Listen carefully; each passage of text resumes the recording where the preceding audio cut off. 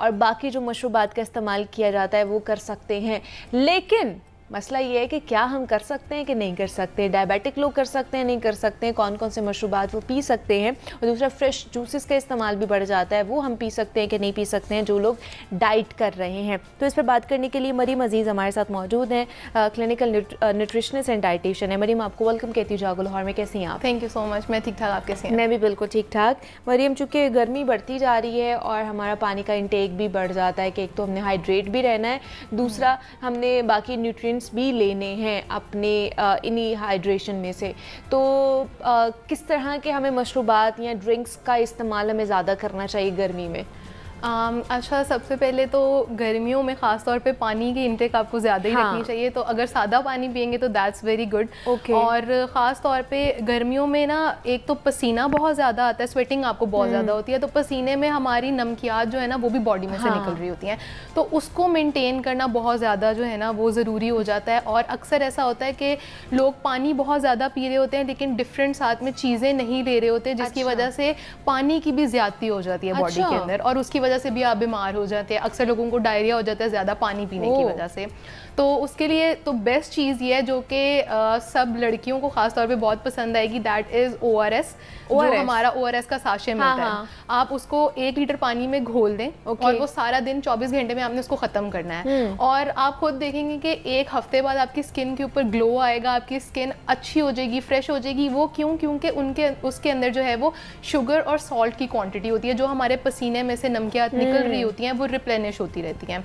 और इसके अलावा गर्मियों में जो है वो मशरूबात हम डिफरेंट तरीके से बना सकते हैं। लेकिन वो क्या रोज़ पी सकते हैं हम? मतलब एक हफ्ता पूरा लगातार पी रहे हैं और उसके बाद भी हमें उसे कंटिन्यू करना चाहिए, नहीं कंटिन्यू करना चाहिए? उसकी ज़्यादती से कोई मसला तो नहीं हो सकता? नहीं, ऐसा नहीं है कि उसकी ज़्यादती से कोई भी मसला होगा, क्योंकि बॉडी में जितने भी इलेक्ट्रोलाइट्स हैं वो वाटर के थ्रू, हमारे यूरिन के थ्रू निकलते जा रहे हैं बॉडी के अंदर से। तो ऑब्वियसली अगर वो रोज़ का प्रोसेस है तो ये भी रोज़ का ही प्रोसेस होगा।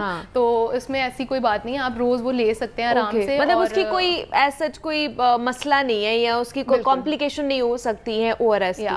और इसके अलावा ये है कि अगर आपको वो ऐसा है कि बहुत ज़्यादा हेक्टिक लगता है कि वो साशे लेके आए कभी ख़त्म, तो आप घर पे आराम से बना सकते हैं। 1 लीटर पानी के अंदर 2 टेबलस्पून आपने चीनी के घोलने हैं और आधा जो टीस्पून है वो आपने नमक का डालना है। अच्छा, मतलब और वो आप 2 टेबलस्पून चीनी के और आधा जो है ना वो छोटा जो चम्मच होता है टीस्पून, उसका आधा नमक का डालना है। बिल्कुल, तो वो अगर आप कर लेते हैं तो वो आपका घर पे ही एक निम्बू टाइप से ORS बन जाता है। ठीक है, तो उसके लिए आपको ये है कि फिर बाहर से आपको खरीदने की जरूरत नहीं है। ठीक है। और गर्मियों में मैं तो यही कहूँगी कि एज अ डाइटिशियन आपको वेजिटेबल जूस ज़्यादा जो है वो पीना चाहिए as compared to fruit juice.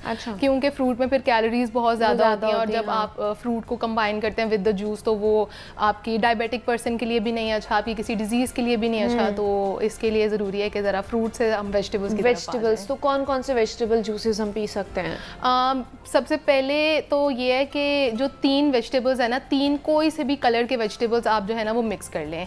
अगर ग्रीन की हम बात करें तो आप उसमें स्पिनच ऐड कर सकते हैं, आप उसमें लेटस ऐड कर सकते हैं, और सबसे आसान जो सबसे आम मिल जाता है वो है क्यूकम्बर। आप क्यूकम्बर ऐड कर सकते हैं, आप बीट रूट ऐड कर सकते हैं जिसको चुकंदर बोलते हैं, वो रेड कलर का होता है, और आप ऑरेंज कलर में जो है वो कैरेट ऐड कर सकते हैं। अच्छा, ठीक है, तो ये 3 कलर्स हो गए। 3 कलर्स में आपको बताइए ना, 3 कलर्स के आप मिक्स कर लें और वो 1 ग्लास आपका जूस का बन जाएगा, दैट इज वेजिटेबल जूस। और वो मीठा भी होगा, अच्छा भी होगा, और आपका फाइबर कंटेंट भी इंक्रीज होगा, आपको कैलोरीज भी कम मिलेंगी, और आपका बॉडी का जो वाटर इनटेक है ना वो भी मेंटेन रहेगा। अच्छा, तो हाँ, मतलब ये दिन में अगर एक दफ़ा पी ले, ये भी रोज इसका इंटेक कर सकते हैं कि नहीं कर सकते? रोज कर सकते हैं। अगर वेजिटेबल्स आप वैसे ही सैलेड खा रहे हैं तो वो तो ज़्यादा अच्छा है, लेकिन सैलेड भी खा के इंसान बोर हो जाता है कि रोज़ अब सैलेड खाऊँ मैं। तो इसीलिए एक चीज़ अच्छी है कि आपको सब्जियां जो है वो ज़्यादा खाने को इस तरह मिल रही हैं कि आप उसका जूस बना लें। लेकिन फिर वो जूस भी वो वाला नहीं है कि जो हम जूसर में डाल के बनाते हैं कि उसका सारा फाइबर अलहदा हो जाता है उसका सारा फाइबर अलहदा हो जाता है।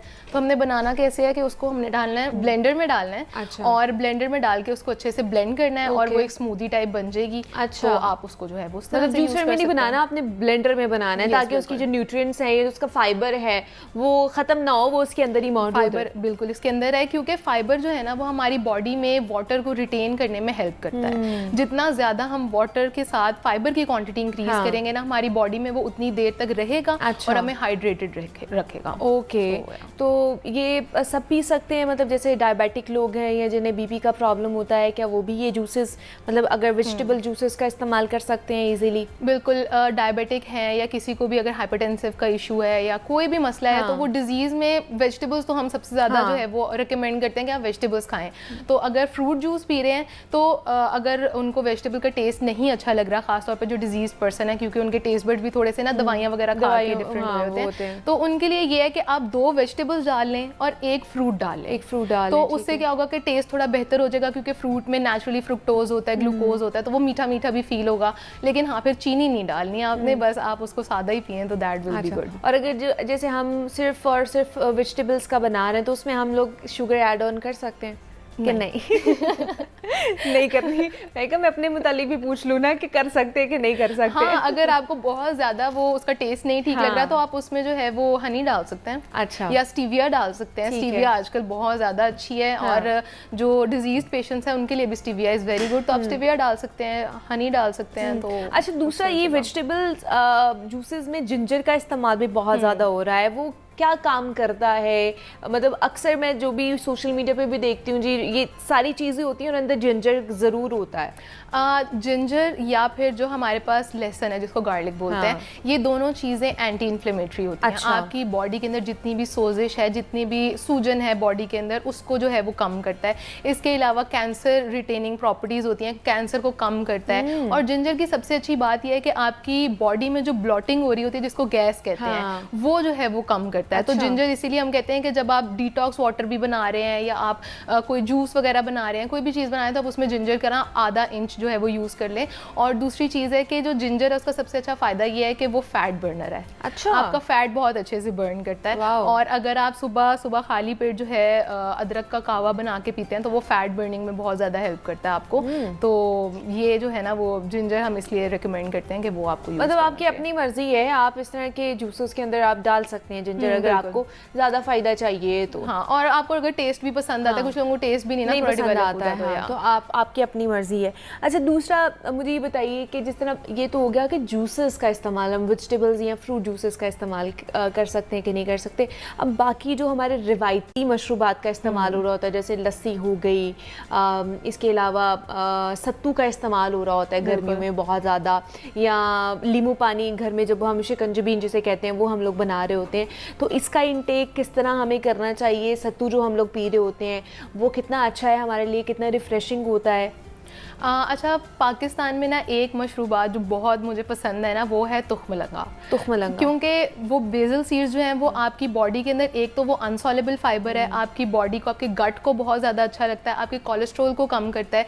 दूसरा, वो आपकी बॉडी के अंदर वाटर को रिटेन करने में और हाइड्रेशन के लिए बहुत अच्छा है। अच्छा, तुख्मलंगा और चिया सीड दो है ना जी, तो अब क्या खा सकते हैं? क्या ये दोनों अलग-अलग हैं। पहले तो ये कंफ्यूजन है कि पाकिस्तान में सबको यही लगता है कि जो तुख्मलंगा है वो चिया सीड्स है। अब जो चिया सीड्स है ना वो है तुख्मे शरबती, या उनको कुछ लोग तुख्मे दाऊदी भी कहते हैं। तो डिफरेंट नेम्स हैं उसके।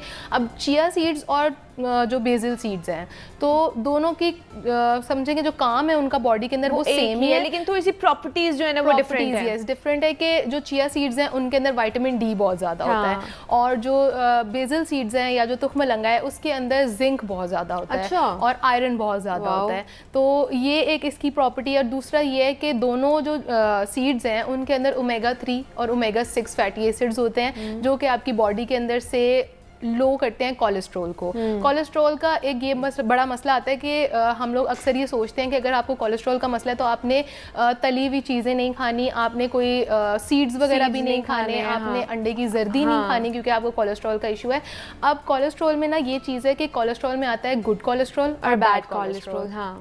अब जितने भी आपकी जैसे अंडे की जर्दी है या फिर आपके सीड्स हैं, सनफ्लावर सीड्स हो गए, जैसे ड्राई फ्रूट्स हो गए, वो भी नहीं खा रहे होते हैं। वो सारे जितने भी फूड्स जिनके अंदर ओमेगा 3 और ओमेगा 6 फैटी एसिड्स है ना, वो आपकी बॉडी के लिए अच्छे हैं। वो आपके कोलेस्ट्रॉल को कम करेंगे और आपको कभी भी हार्ट डिजीज नहीं होने देंगे। तो बहुत सारी प्रैक्टिसेस में, आयुर्वेदा में या डाइट की प्रैक्टिस में ये आता है कि आप सुबह सुबह उठ के जो है वो चिया सीड्स या कोई से भी सीड्स को पानी में घोल के उसको पिएं, ताकि उससे आपकी गट हेल्थ ठीक ठीक रहे, और जब आपकी गट हेल्थ ठीक रहेगी तो आपकी बॉडी खुद ब खुद ठीक रहेगी।